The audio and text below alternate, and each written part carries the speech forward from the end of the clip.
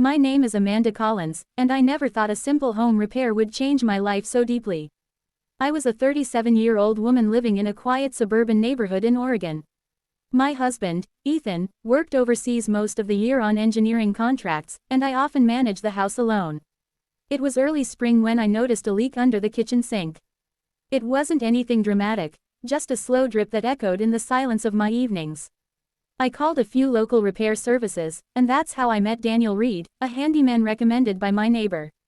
When Daniel arrived, he had an easy smile, a warm presence, and that steady confidence of someone who knew his craft. He looked to be in his mid-30s, tall with dark hair, a well-worn denim jacket, and kind brown eyes. His voice carried the calm of someone who fixed things for a living, and maybe people too. From that day, our small repair turned into an unexpected connection. Not romantic or suggestive, just something real. A reminder of human kindness in lonely moments.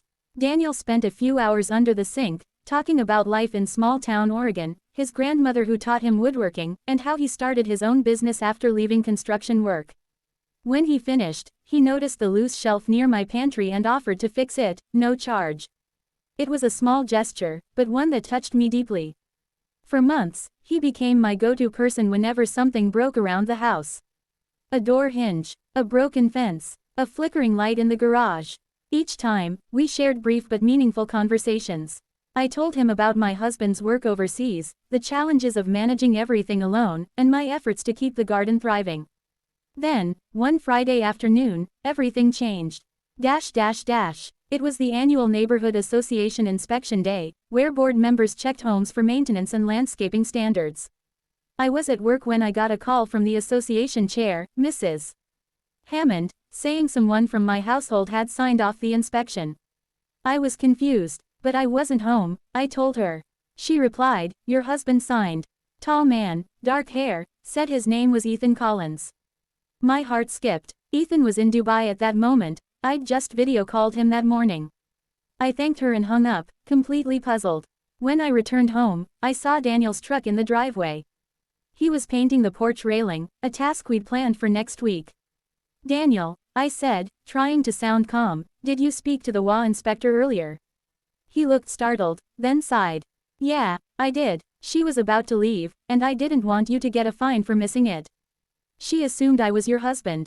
I didn't mean to mislead her. I just signed so you wouldn't get in trouble." At first, I was angry. Pretending to be my husband was crossing a line. But when I saw his genuine regret, my anger softened. He had acted impulsively, but not maliciously. Still, I told him I needed space. For a few days, he didn't come by. The house felt strangely quiet. Then one morning, a storm rolled through. Lightning struck an old oak tree in my backyard, splitting it in two. The trunk had crashed dangerously close to the house. I panicked, unsure how to move it alone. When I called emergency services, they said it would take hours. But within 20 minutes, Daniel arrived, soaked, breathless, and ready to help. "Mrs. Collins," he said formally, "I saw the tree from the road. Let me handle this." Together, we worked through the downpour, dragging branches and securing the fence. For hours, the storm raged while we struggled in the mud and rain. And yet, I felt strangely safe.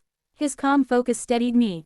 When the storm finally passed, the yard was a mess, but the house was safe. I thanked him sincerely, and for the first time, I saw tears in his eyes. He confessed quietly, "I lost my wife 2 years ago. I'm sorry if I overstepped pretending to be your husband. I guess, sometimes, I just miss being part of something that feels like family." Silence hung between us. The rain had stopped. I realized his actions came not from deception, but from loneliness and longing for connection, something I understood all too well. Over the next few weeks, our friendship found a new rhythm. Ethan finally returned home in late summer. When he met Daniel, I braced for awkwardness. But to my surprise, Ethan thanked him for helping while he was away. Daniel smiled and said, "You've got a good wife, sir.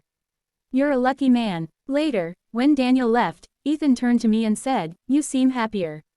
I'm glad someone was here to help when I couldn't be. It wasn't jealousy, it was gratitude. And I realized something important: kindness can come from unexpected places, even when it looks confusing from the outside. Months later, Daniel moved to a nearby town to start his own carpentry shop. Before leaving, he stopped by with a small handcrafted wooden birdhouse. "For your garden," he said. "So you always have company." I placed it near the kitchen window.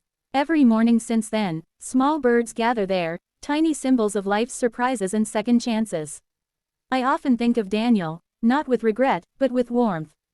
He reminded me that people cross our paths for a reason, sometimes to fix more than just a broken pipe. Sometimes, to remind us that even in loneliness, kindness can rebuild something far greater.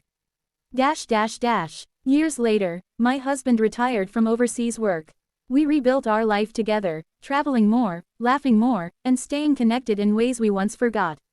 One summer day, we visited a local craft fair. I turned a corner, and there was Daniel's booth, filled with beautifully made furniture. He smiled when he saw me. "Amanda Collins, still keeping that birdhouse?" "Of course," I said. "It's home to 3 generations of sparrows now." He laughed, and in that simple moment, all the years between us folded away. Life had changed us both, but what remained was something pure: respect, gratitude, and the quiet grace of human connection. That day, I realized everything Daniel had fixed, the shelf, the fence, the railing, was nothing compared to the quiet mending he brought to my heart.